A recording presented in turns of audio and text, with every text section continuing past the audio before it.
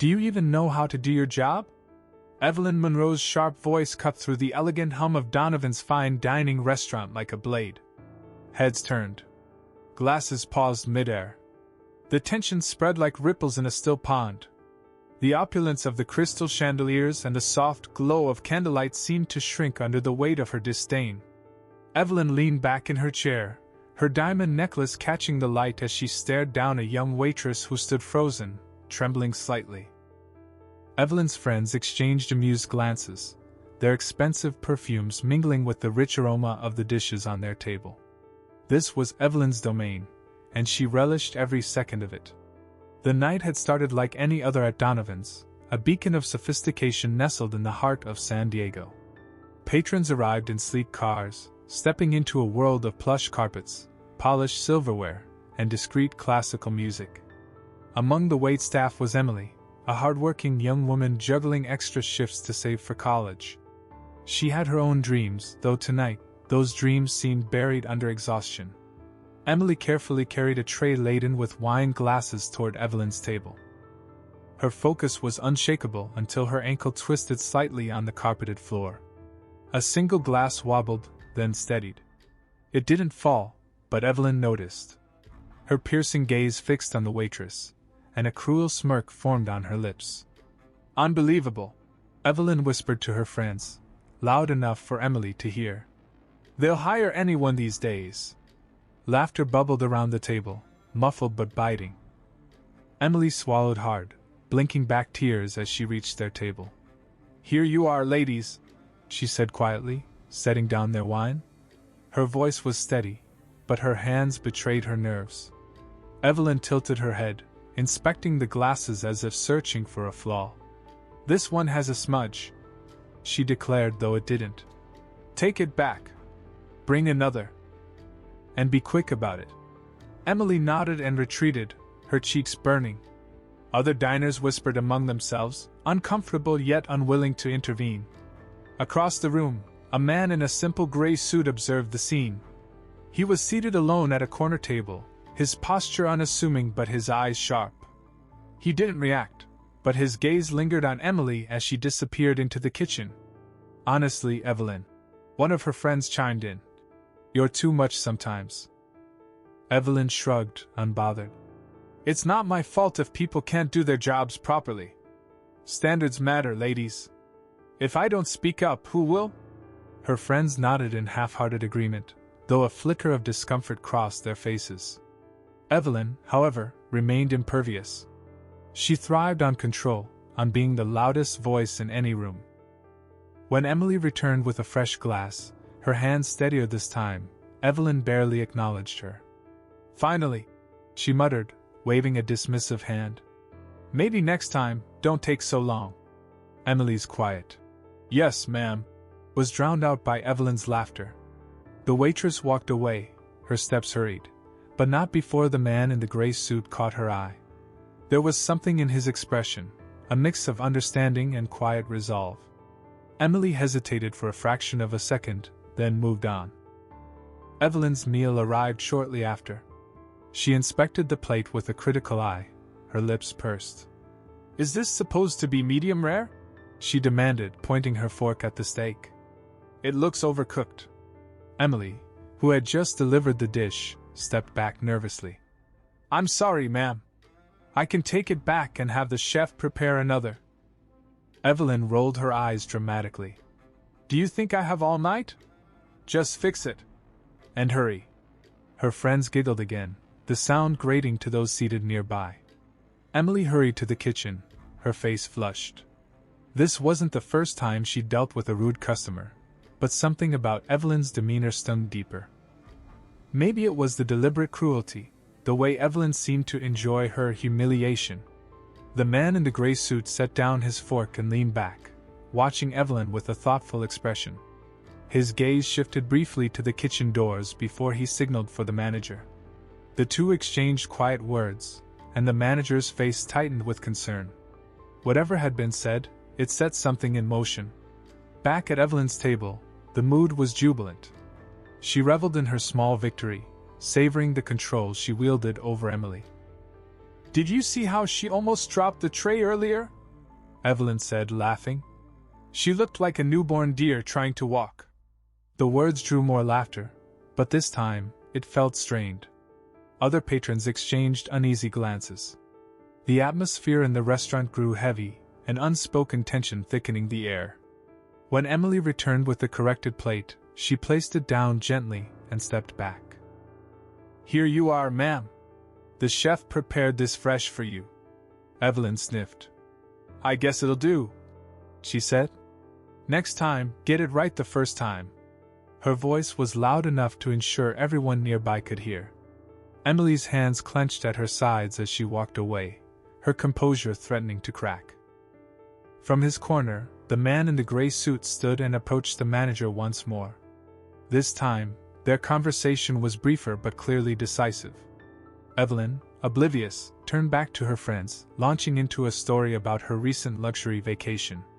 She didn't notice the subtle shift in the room or the way the staff exchanged glances. But something was about to change, and this time, Evelyn wouldn't be in control. She thinks she's untouchable.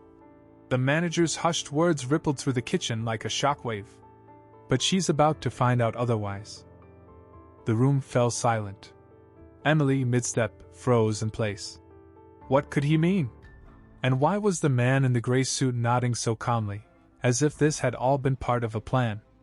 The kitchen buzzed with its usual controlled chaos. Pots clanged, knives chopped, and chefs barked orders. But now, a layer of tension hung heavy in the air. Emily's hands shook slightly as she arranged a new tray, her thoughts racing. Who was the man in the gray suit? And why did he keep watching her? Out front, Evelyn continued her reign of condescension, regaling her friends with tales of her latest extravagant shopping spree. She made no effort to lower her voice, her words laced with a cruel humor that made even her closest friends cringe internally. Did I tell you about the salesgirl who dared to suggest last season's line? Evelyn cackled. I mean, I almost felt sorry for her. Almost. One of her friends muttered something about how Evelyn was one of a kind, but the compliment lacked sincerity. Evelyn didn't notice. Her world was an echo chamber, filled only with the sound of her own voice. Meanwhile, Emily's resolve was crumbling. She leaned against the counter, taking deep breaths to steady herself. She wasn't a stranger to rude customers, but Evelyn's treatment felt personal, calculated. The humiliation clawed at her insides. Emily, a soft voice broke through her spiral of thoughts. She turned to see one of the senior chefs handing her a cup of water. You're stronger than this, he said gently. People like her? They're not worth your tears. Emily managed a weak smile, nodding her thanks. But her mind remained clouded. What was the point of working so hard if people like Evelyn could tear her down in a single night? At Evelyn's table, the man in the gray suit finally made his move. Rising from his chair, he adjusted his cuffs with a deliberate calm. The room seemed to notice his motion, conversations faltering as heads turned. There was an air of authority about him, subtle yet undeniable. Evelyn barely glanced up as he approached the table. Can we help you? She asked dismissively, her tone dripping with irritation. Actually, I believe I can help you, he replied, his voice even and composed. If you'll allow me a moment of your time. The table fell silent. Evelyn raised an eyebrow, annoyed but intrigued. Her friends exchanged uneasy glances. Who was this man, and why was he addressing Evelyn directly? The man turned slightly, gesturing toward the staff who had gathered near the kitchen entrance. I've noticed some troubling behavior tonight, he began, his tone measured but firm. And I think it's time we addressed it. Evelyn's expression shifted from annoyance to defensiveness. If this is about the service, she started, her voice rising. I've been nothing but patient despite the inadequacies. It's not about the service, the man interrupted smoothly. It's about respect. Or rather, the lack thereof. A collective gasp rippled through the restaurant. Evelyn's face flushed with indignation. Who do you think you are? She demanded. The man reached into his jacket pocket and pulled out a sleek, silver business card holder. He placed a single card on the table in front of Evelyn. The words etched on it made her breath hitch, Charles Donovan, owner. For the first time that night, Evelyn was speechless. The name was legendary in high society circles. Charles Donovan wasn't just wealthy, he was revered, a self-made mogul who had built his empire with grit and integrity. And now, he stood before her, calm and composed, calling her out in front of the entire restaurant. "I've always believed that wealth and success come with responsibility," Charles continued, his voice carrying through the room. "The responsibility to treat everyone, regardless of their station, with dignity and kindness." Evelyn's friends shifted uncomfortably, their earlier amusement replaced by a deep sense of unease. They glanced at Evelyn, waiting to see how she would respond. But for once, Evelyn had no words. Emily watched from the kitchen entrance, her heart pounding. The man who had silently observed her humiliation was now defending her. She felt a strange mix of relief and disbelief. Could this really be happening? Charles stepped back, allowing his words to settle. "I'll leave you to enjoy the rest of your meal," he said, his tone polite but firm. "And I hope this experience leaves you with something more valuable than any item you might purchase." With that, he turned and walked away, leaving a stunned silence in his wake. Evelyn sat frozen, her face pale. The restaurant seemed to exhale collectively, the weight of the moment lingering in the air. "You should be ashamed." A voice rang out, louder than the clinking glasses and murmured conversations. It wasn't Charles Donovan this time. It was a fellow diner, an elderly woman with piercing eyes and an air of quiet authority. Evelyn's head snapped toward her, the color draining from her face. This wasn't just an ordinary meal anymore, this was a public reckoning. The tension in the restaurant had reached its breaking point. Evelyn's table was no longer the center of attention for light-hearted whispers or fleeting glances. It had become a stage, and she was the reluctant star. Her friends sat frozen, their earlier smirks replaced by nervous fidgeting. Around them, the once subdued hum of the restaurant had turned into a hushed but palpable buzz of anticipation. Evelyn's mind raced. How had this evening spiraled so out of control? She had entered Donovan's confident, invincible even, and now she felt as though the ground beneath her was cracking. She could still feel Charles Donovan's measured words hanging in the air, but it was the elderly woman's directness that struck deeper. "Excuse me?" Evelyn finally managed, her voice trembling slightly but still laced with defiance. The woman didn't flinch. "You heard me. Treating people like that, especially someone working so hard to serve you? Disgraceful. You think your money makes you better than others? It doesn't." Gasps and murmurs erupted among the diners. Evelyn's friends exchanged wide-eyed looks, their discomfort evident. One even reached for Evelyn's arm as if to calm her, but she pulled away, her pride taking the reins. "And who are you to judge me?" Evelyn shot back, her voice rising with each word. "You don't know me or my life. Don't act like you're better." The woman raised an eyebrow, her composure unshaken. "It's not about being better. It's about decency, something you clearly lack." She leaned forward slightly, her voice dropping to a near whisper that somehow carried across the room. "Let me tell you something, young lady. Wealth without kindness is nothing but a gilded cage." Evelyn's chest heaved as she tried to formulate a retort, but her words caught in her throat. The weight of the moment pressed down on her, and for the first time that night, she felt the sharp sting of self-awareness. Her carefully constructed image of superiority was unraveling, and she didn't know how to stop it.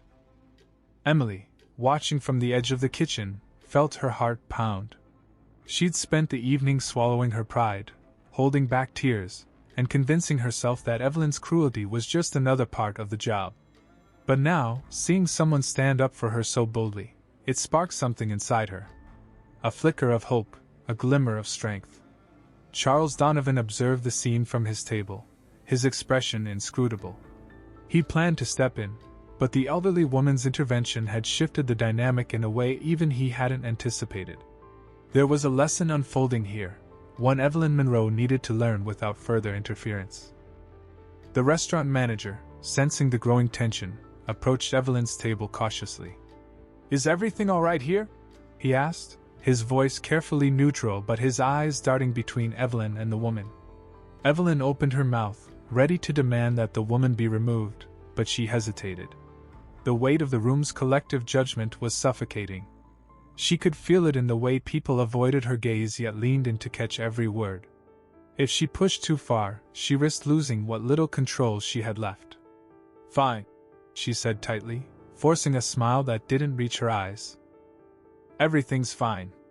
The manager nodded, though his expression remained wary. As he turned to leave, he caught Charles Donovan's eye. A subtle nod passed between them, an unspoken understanding. The elderly woman, satisfied she'd made her point, leaned back in her chair.